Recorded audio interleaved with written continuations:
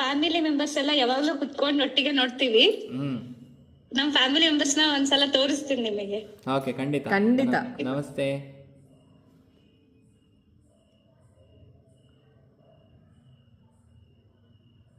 Okay, ನಮಸ್ತೆ. Very nice, ಬಹಳ ಸಂತೋಷ.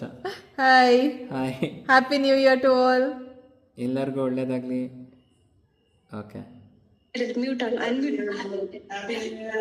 Thank you. ಖುಷಿ ಆಯ್ತು, ಎಲ್ಲರೂ ಹೀಗೆ ಕೂತ್ಕೊಂಡು ನೋಡೋಕೆ ಖುಷಿ ಅಂತಾರ. ಅಬ್ಬಾ, so the whole family is watching us live. ಬಹಳ ಸಂತೋಷ.